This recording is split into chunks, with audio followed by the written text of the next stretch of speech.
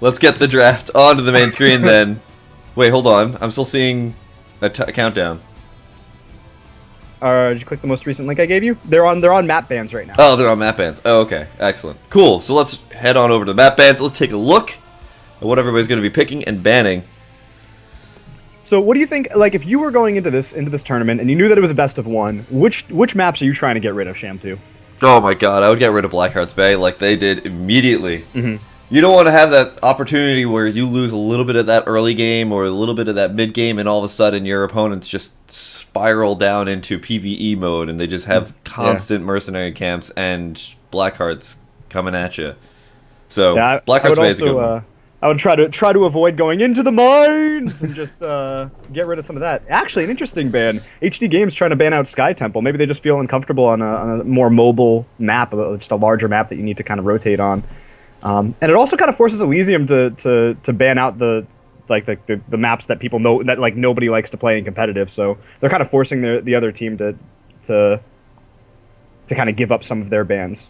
Now, Cursed Hollow, that's a really interesting map to ban out. That's a pretty balanced, even map. I mean, a little bit of RNG does come into the side, but for the most part, Cursed Hollow is just one of those really nice, easy maps for everybody.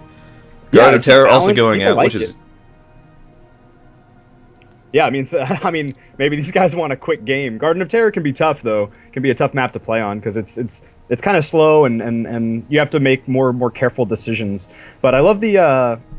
So that means that what we have left is Dragonshire and Tomb of the Spider Queen. Spider Queen, obviously one of the newest maps here in the entire map pool, perhaps something that people feel the most uncomfortable on. That being said, the last ban goes out on Dragonshire, so they are trying to play on a super ultra aggro small map that's going to be very rotation heavy, and I'm really excited to see how these guys pick into it. Yeah, Tomb of the Spider Queen is, I think, one of my favorite maps to watch, and especially because I don't think I've seen too many EU games, except for like the ESL majors, in which we actually are forced to watch games of Tomb of the Spider Queen. Right. So, on a best of one, in the first round of this tournament, pretty excited to see how both these teams are going to be coming in and really just attacking the map of Tomb of the Spider Queen. It's a bit of a slower match, a slower map in general, up until level 10, because of all the experience that's been reduced on the map in the actual game itself, but it creates really, really awesome atmosphere in terms of just how close everything is. Yeah, it's actually kind of ballsy for I think for HD Games to choose Tomb of the Spider Queen over anything else, just because of the fact that they don't really know much about their opponents, and they're basically saying, "Hey, we want to be in your face nonstop." So that's an interesting pick. But the first ban does go out, and it is Illidan from HD Games. So they're I don't think that's that bad of a ban at all. I mean, Illidan obviously one of the strongest assassins right now, and also terrifying on this map because he can be everywhere at once. Yeah, and I mean, just the metamorphosis, being able to just kind of pop you in everywhere you need to be, just because everybody's going to be in close quarters trying to deal with the Spider Queens, the Web Weavers when they drop. It's a very, very scary pickup to have that Illidan on the opponent's side. Uth are going to be banned out here by Elysium Gaming, which is an interesting ban. I don't think I understand it. I think like Uther's probably the scariest with somebody like Illidan, and we know that Illidan is no longer in the pick. So, like, what's the scariest comp that you see Uther go into at this point? Well, Uther offers a lot of burst healing, which is a lot of the other heroes in the game kind of don't really. They have sustained healing, so it might be that they're going to go for some sort of burst comp in order to actually be able to melt somebody. The Divine Shield also really dissuades being able to burst somebody down immediately. Right. So, a lot of the other opportunities that now present themselves to Elysium Gaming is, without Uther, without having to worry about Illidan at all, they can go for something crazy like maybe Jaina Kael'thas and be able to burst somebody down immediately and not have to worry about a Divine Shield. There's a Jaina. Yeah, are they just going to lock down all their damage right away? And Vala. Okay, Vala is pretty good. That's fine enough. I mean, Vala's fine on damage, and they do want to have some sort of sustained damage in the comp. You know, if you go really, really, really top heavy as far as burst damage is concerned, you get everything out of the way very, very early in the fight, and then you kind of need to make a decision. Do we want to back off immediately, or did we do enough damage that we can just continue to chase and engage? So that can be a little bit of a scary situation to be in. We did see that Sylvanas first pick from HD Games. They want to get that push going. Any map where something is pushing for you, having Sylvanas is going to be valuable to you. She shuts down those towers. She can push lanes very, very effectively. And not only that, but I've seen a lot of teams go for a really, really heavy rotation style on this map where they'll almost all go like mid lane, and then they'll just clear out the spiders in the mid lane, and then just immediately go all the way down to bottom, collect the experience and the gems down there, and then just head back and forth over and over again until they have a decent lead. And they just, put one person in the top lane just to soak up there, which is a really scary thing to do. And Sylvanas is able to kind of complement that sort of play style if they choose to do that sort of a thing. But they're dipping pretty heavily into their time pool for this the first two picks here. The second and third picks here. It's actually a really interesting thing because I remember we were talking to Tempo Storm, I believe, and they were saying that they just at the beginning they were just kind of throwing out picks really, really quickly whenever they get to a draft. Just this. And Zoya has been kind of like forcing them to be like, guys, take your time, think about this, do it really nice and slow. So we see a Diablo pick up here, which is interesting because I know a lot of pro gamers have been thinking that Diablo has taken a little bit of a nerf in the last patch. But a Malfurion coming out to back him up. Malfurion, really nice. Not a lot of burst healing, but he will be able to help out with that Vala damage because of Tranquility, because of Life Seed, because of everything else that he's able to do is going to be able to just kind of mitigate a lot of that sustained damage that Vala offers. Jaina, of course, going to be the scary one. Rhaegar coming out here for Elysium Gaming White. Yeah, I think the Rhaegar pick is interesting. I'm surprised that we don't see a Brightwing here because right now she's bugged and she's pretty strong. Like she heals herself twice as much as she's supposed to, which provides her that much more sustain in team fights. It looks like Elysium going to follow up with the Anubarak pick. I actually don't mind this at all. Anubarak's been really strong, and since this last patch, we've been seeing so much Anubarak play, and I love it. I absolutely love it. Yeah, well, those beetles are far too strong. Well, not too strong, but they're really strong. They offer really good pushing potential because they just soak up tower damage, they soak up everything else. They also heal Anubarak if you pick up the level 7 talent, which we normally see in the EU. They go for triple beetle talents at 1 through 7. Then at level 13, they normally go for Burning Rage, if I remember correctly. That's typically how I see Anubarak played, and he's just a constant powerhouse behind a lane, and then in a team fight he's just in the middle soaking up so much damage and doing really nice sustained damage. So Anubarak, really big just lately. He's just everywhere. I'm actually a little bit scared for HD Games because they kind of let the other team grab the damage first. Like they wanted to grab Sylvanas, obviously, but they followed up with the Malfurion and Diablo, and I don't think that there's a good chance that their opponents were going to immediately grab Malf here. Like I think that they might have been able to wait on that pick, and now they're kind of in a position where they need to try to figure out how to build their damage in such a way to kind of counter their opponents. They might grab Kael'thas, obviously a very, very strong mage right now, but I'm a little bit scared for them. Zeratul, and I wonder what they're going to pair with that. The Zeratul pick. I mean, it's really nice because the map is so small, he can kind of roam around and try to pick off the squishies like Jaina. And if Malfurion can get a really good root off on Jaina, then Zeratul is going to be that much more valuable to them. And there's no good way to peel right now for the for Elysium. Yeah, that's also going to be a really interesting point, though, is that Zeratul... they could go for a wombo combo in which they have the Zeratul Void Prison, Diablo Apocalypse, and then Malfurion Roots and Sylvanas Wailing Arrow. But that's where I'm curious as to what their last pickup is. Sorry, I just invited you to the game. All right, so Kael'thas it is. They needed some sort of damage, and Kael'thas is a great place to start. I mean, right now, he blows people up so quickly, Sham2. He deals so much damage. The synergy between his level 4 talent and his level 7 talent, I think it is, are insane. He just puts out so much damage so early in the game, and finally following up with a Tyrael pick. And we were just talking a little bit about how much EU likes Tyrael. Yeah, well, I mean, going for the double bruiser composition, that allows you to get into the backline really easily. And this is actually somewhat a counter pick to HD Games right now, because Kael'thas is really good. If you have a Kael'thas or a Jaina, and you're going against a double pickup like a Tyrael Anubarak, you never feel safe. That's it. There's no way to feel safe at all ever in the history of time. There's no way to possibly even move out on the map if any of them are missing, because all of a sudden they're going to have an Anubarak Spines, you're going to have a Tyrael, Anduin's Might, and then just like a billion things will hit you all at once, and then you're dead. They don't have a ton of lockdown coming down from Elysium Gaming, which is the only thing that's great for them. But still, they have that Tyrael and they have that Anubarak who can just bruise her on into the backline and do a lot of damage. And worst comes to worst, Tyrael can use his judgment defensively. If Zeratul starts to get up in Jaina's face, he can just judgment Zeratul and give Jaina some time to get out of there, which I think is going to be valuable as well. So I mean, Tyrael has that sort of ability. He can be on the defensive, he can be on the offensive. It all depends about which engagements they want to pick and which engagements they're trying to avoid, which is really nice. But I think this is going to be an interesting game. I love that people are playing tankier, and which means that they have to be a little bit more careful with their damage. You know, I think that's really awesome to see, at least recently. I mean, this last patch has just shaken everything up. And we have another patch coming up in another week or so. So it's gonna be exciting times in Heroes of the Storm, which is good. That we're always sitting here trying to think about the best ways. It's gonna allow for the people who are quick adapters to be able to just quickly take a lot of tournament wins. Of course, that's going to be a little bit more punishing to those who kind of rely on strong mechanics and maybe don't have the most innovation. But sure. I love to see the innovation more than I love to see the mechanics. So right now we've got a pretty good setup of teams, and I just love Kael'thas. Oh, I love him. He's going to be so nice on this map, and I'm actually really kind of surprised that he didn't get picked up a little bit earlier. Yeah. Just because Chain Bomb and Ignite. Where's your team gonna run when they're getting chain bombed? Where are they gonna go? It's tight. Everything is small. They have nowhere to hide.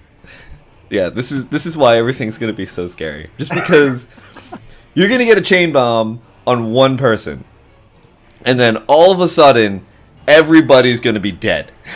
Yeah, it is. I mean, I've been playing in Hero League. It is hard to play against.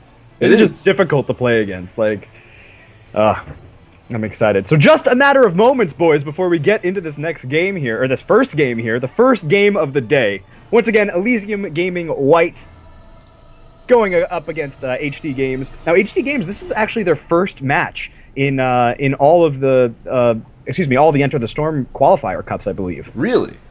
Yeah, I mean, they're not rated. They don't have any past matches, at least not that I can see on their profile. But Elysium has been playing for quite a while here. They have a few matches under their belt, so they're more familiar with the sort of tournament scene, I think, than HD Games is. And I'm excited to see how HD Games fares under pressure, trying to qualify for a $5,000 cup. Like this is the perhaps the scariest situation that they've encountered in Heroes of the Storm so far. That's probably true. Going into any type of major competitive tournament, especially if that's your first time ever going into a competitive tournament, is always going to be a very, very scary thing to do, because you just probably are not going to do the best, because it's 90% nerves. And we even saw that as to go back in time, Unctuous. Let us travel back in time to November, where everybody was saying, that the teams that were coming out for Evil Geniuses and Team Liquid at BlizzCon were gonna dominate because they played Heroes of the Storm for so long. Mm-hmm. And then Cloud9 came in because they had that tournament experience. They were just like, yeah, whatever. Let's just play the games and win or whatever. We're not worried at all. Yeah. Where everybody else was like, we played this game a ton, but we're gonna be really worried. And that's how tournaments kind of affect you.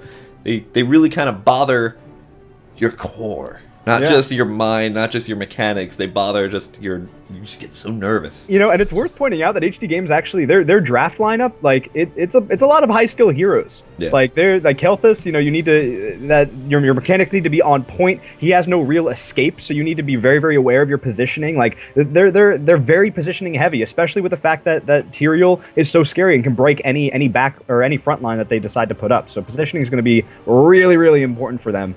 So they need to keep their cool. All right, ladies and gentlemen, looks like the bar has just barely loaded. Come on, bar. A little bit further. The anticipation. Oh, perfect. A+. Good work, bar. Let's get on into the main screen. Spawning on the left-hand side, it is Elysium Gaming White with Nevermore BG Wizek of Math. I'm just going to tab screen it. I'm not going to try and read while they're moving around. Ashbringer on Rhaegar, Full Metal on Tyrael, and Mondor K on the Anub Urak. And on the red team, we have HD Games in their first competitive match, it seems like. Henge on Diablo, Sun on Zeratul, Knife on Malfurion, Frezer on Sylvanas, and finally on Kael'thas, Winner at Life. That's a great username. Winner at Life. Oh, man. All right, well, hopefully he is a winner at life, and he's going to be able to take this no problem. But let's get on into this. Look at this. We've got everybody kind of just hanging around in the middle here, looking like they want to go for at least 1 or 2 people. There's no watchtower here, which is kind of funny. They're all just like, let's go meet in the center. Like that. It's just how everybody is. Let's just go fight something somewhere. I don't even care if anybody's going to even be there. Let's Put me get in, there. coach. Put me in. All right, so Kael'thas in the top lane going up against Tyrael. That's actually not that bad at all. I mean, Kael'thas is going to be able to at least be comfortably defensive here, and he needs to stay on the defensive because with people like Anubarak or Mondirk on Anubarak, the burrow charges in are going to be really, really scary for him. He has no real escape. He needs to be a little bit further back. But meanwhile, looking at the bot lane, it looks like there is Wizek of Matt's actually going to get caught by Sun, Henge, and Fraser, and that's going to be first blood. That's going to set them in a pretty nice spot that forces Mondirk to stop harassing Kael'thas in the top lane, which is really, really good for them. If they can get that Kael'thas to be able to actually be sitting in soaking range instead of being like backed up and scared, then they're going to be in a really nice spot, and they're not going to lose too much experience because that Kael'thas is a huge liability at this point. Yeah, that's a great point. And another huge rotation to the top lane. Tyrael trying to get out of there very, very low. Zeratul blinks on forward, but Full Metal will be able to get away here. And the immediate counter gank. Jaina coming in, trying to put some damage on Zeratul, but not going to be able to do enough. Not this early anyway. But Full Metal taps, gets back in the fight. Diablo should be able to get away, though. Oh, no, just barely going down. And an immediate reaction from Zeratul taking out Tyrael. So a 1-for-1 trade, not too bad there. Yeah, but right now, I mean, HDG1 is coming out on fire. They're doing so well. Nevermore has to turn in. Doesn't feel safe with being a Jaina. Sun coming on in here, doing a bit of damage, but did use his blink to actually get into the fight. Is Winner at Life going to come in here and actually get into the engagement is the question. Nevermore taking a lot of damage. Living Bomb is just barely not going to make it. Hanga going so ham. But not good. Oh my god, picks up Jaina at the last second. The gems, though, they need to pick them up really quickly. They are going to be able to pick up those gems, which is really important, so they don't actually lose whatever lead they had in the objective. Yeah, I think it's incredible that both teams are very, very aware of where their teammates are at all times. And you know what? It's like constant overextensions from both teams. They're like just tossing blows at one another. Like they're willing to sacrifice their lives for the kill, which is pretty interesting. You'll see a lot of teams try to play a little bit safer, move back, make sure that they can kind of they take no risks basically. But that's not what we're seeing here at all. Yeah, they're not going for any type of safe gameplay at all. They're just kind of going ham, going right on in there, blinking into towers as we just saw Zeratul pick up Vala at the bot lane.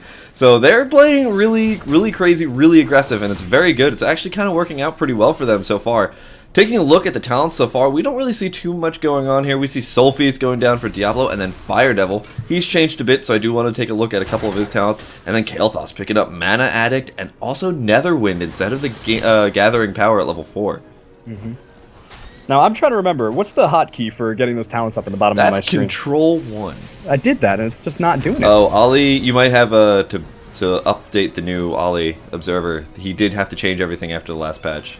I did. I don't know. All right, I'll mess around with it after this match.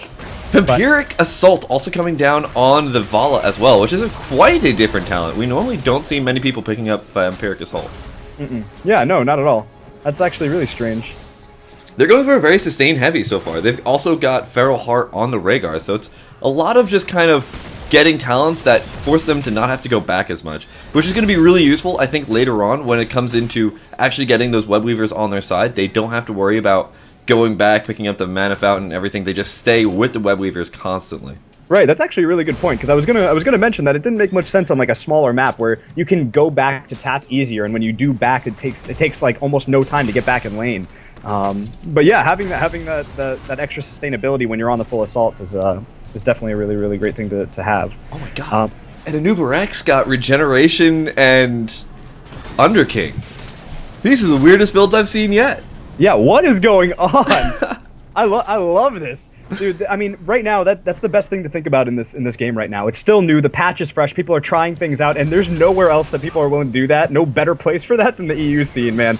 NA teams are really careful about that. But we got a big fight coming in. Tyrael moving forward, trying to take out that Malfurion. Mondirk getting in there as well, burrow charging him, but not going to be enough. But now, it looks like Diablo's getting a little bit ahead of himself, about to go down. Sylvanas trying to peel off for him, and actually doing a really, really nice job here, but Zeratul falls trying to get too far forward. Ashbringer still staying alive, and another pickup here. Diablo going down, and it looks like it's a full-on assault for our blue team. Oh no! And they also lose so many of these gems. They lose an entire team wipe, and that is going to allow for EGW to actually get a full turn in, and that's going to be the blue web weavers coming down now. And that's going to also allow them to go pick up these bruiser camps and not feel too sorry about that either. They don't have to worry about losing up that map control because they just completely wiped the enemy team. Yeah, that's a huge pickup for Elysium. They're going to be way ahead after that. I mean, they have a clear experience advantage. They're a full level ahead and pushing, and that means that they're going to be ahead in the race to 10. And once they get their level 10 talents, they're going to be able to have full map control, and that means that they can get a second turn in even more easily than they got their first turn in. And that's going to be pretty easy for them to get just a little bit more of that map presence. On a map like this, though, it doesn't mean the end of the game here for the red team. They can still bring this back. They are a level down, though, and in a map like this, especially after the recent changes where they made level 10 take a little bit longer to get to, this is going to be a little bit of a leap for them to have to get back into this map, though. Yeah, these bruisers are actually are doing a lot of damage here. It forces the entire team to be defending mid, while the entire blue team moves down to the bottom lane and takes and it's essentially just a massive split push, which is really valuable at this point because you don't see that much split pushing. I mean, now in the last few days we've seen sort of split push comps using promote and stuff, but I mean having the Knights out on this map is just really strong for them. Yeah, I mean, they were able to pick up that fort bot lane. It looks like they do want to engage in on this Kael'thas. They do pop 2 heroics. They use the water elemental and the judgment, and they pick that up, giving them a 5v4 presence on the map, as well as being level 10. There's still a number of heroics up for them, and the enemy team doesn't even have their heroics yet. Okay, somehow I've managed to switch into just a one-team view, so I can't see the other team on the minimap. How do I stop that? Hit E. We did it, boys! And this is on the clean feed, too, so other languages are just upset with me. Like, they're just not happy at all. Alright, so still, we got that level 10 advantage, as we mentioned just a little bit earlier. And let's check out at the number of gems that we have here for each team. I mean, our red team's still not there yet with their gem count. I mean, they're at what, like 25? And, so they got a long ways to go. Dude, your Ollie's is bugged, because in the top right-hand corner, it should say how many gems they have. Wow, I don't even know what's going on anymore. You need to reload that, man. And after this game, I'm a little bit upset, but it'll be okay. I'll manage somehow, Sham2. Will you manage? With you here, I'm sure that I can make it through, buddy. All right. That's the power of friendship. We've got 30 gems over here on the blue hand side. I know because I've got Ollie's interface, and you should go give Ollie SC some love on Twitter. Meanwhile, taking a look, the red team just barely getting their heroics right now, and that's going to be really nice for them to actually possibly turn this around. Level 13 is still a little bit far away for the blue team. This is going to be their time to make something happen if they can. If they can make something happen here is when they're going to be able to turn this game back into their favor, just because this is when everything's a little bit more even. But if they lose that 13, if they let the enemy team get 13 before they get a huge engagement, that's not going to be so good. Yeah, I think that this is kind of snowballing a little bit out of control, and you can see that our red team's actually really uncomfortable because they need to be blocking those turn-ins at all times and be very aware of them, but they're just not able to do that. In fact, Zeratul could have tried to stop Vala in the top from getting it, but he would have sacrificed his own life, and he didn't really want to do that. I mean, at the same time, the second web weavers, you're already down a lot of experience. This push is only going to help your opponents get a little bit further ahead. So maybe it would have been worth it. He could have blinked out. I don't know. He hesitated a little bit too long there, Sham2. He did, and well, at the same time, he did have 2 of his members down in that bot lane, and there was not really much that they could do there. Yeah. So that's going to be the difficulty of making sure that you have all of your teammates there. If you can't count to 5, all of your teammates right next to you, and you can see that the enemy's probably got 5 there, then you just got to be like, okay, we're going to back up, we're going to take a couple of seconds here, we're going to pause, we're going to come back to this a little bit later. But right now, that costs them this huge turn-in, pushing down in. And look at the blue team. The blue team's just like, yeah, whatever, you guys can deal with that. We're just going to rotate to another place. We're going to take another fort somewhere else. There's a big Void Prison coming out here from Sun. Doesn't look like much can really even follow up with that. There's the Apocalypse, but ill-timed. Mondrick going straight on in, gets the web wrap. Winner at life going to go down immediately. Knife now, taking a huge amount of damage, and not a single member has gone down here for the blue team. They're picking up absolutely everybody here for the red team, and Hanga going to be the last one to go down, and he is going to go down. He does have 100 souls, so he's going to come back up, but that was a massive loss for them. Oh yeah, and they're only going to get further ahead. This means that they're going to be able to take out a couple of towers, so their experience lead is just snowballing ahead. They're now at level 14. That's a full talent tier ahead of their opponents, and then some.